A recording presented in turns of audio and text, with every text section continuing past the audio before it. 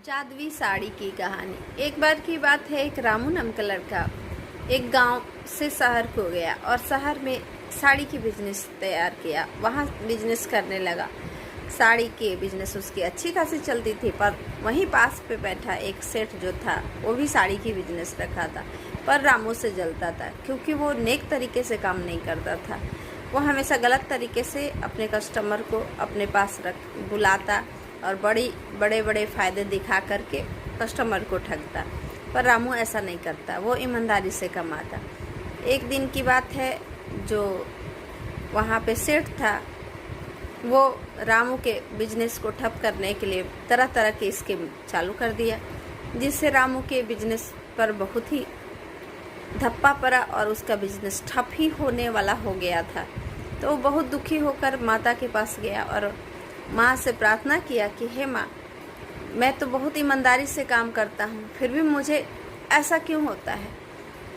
माँ ने स्वप्न में दर्शन दिए और कहे कि अब तुम्हारे घर के पास जो कुआं है उसमें तुम अपने कपड़े बना के डाल दिया करना और उसमें से निकाल करके तुम बेचना। तो इस तरह वो रामू करने लगा और साथ में ये भी बताई थी कि जो भी तुम्हारे कपड़े को पहनेगा वो रोग मुक्त हो जाएगा।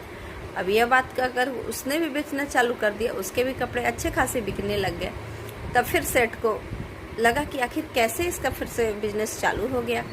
तब वो रोकने की कोशिश करने लगा और रोकते रोकते उसने जाना कि वो किस तरह से अपना काम को कर रहा है। तो उसी के कुएं से 2 बाल्टी पानी चुरा के लेकर के अपने फैक्ट्री में ला कर रख देता है। तो वो जो फैक्ट्री में पानी जब रहता है तो उसमें आग लग जाती है, उसके फैक्ट्री में वो आग के रूप में पानी बदल जाती है। तो उसका पूरा फैक्ट्री जल जाता है और उसे घाटे की सौदा प्राप्त होती है। इस तरह किसी से जलने के कारण अगर जलन है तो उसे त्याग दें और जलने से किसी का आप कुछ नहीं बिगाड़ सकते हैं। ऐसा इस कहानी में सिखाया गया है। तो यह कहानी आपको अच्छी लगी तो लाइक शेयर ज़रूर से करें। मिलते हैं इसी तरह की अच्छी सी कहानी के संग।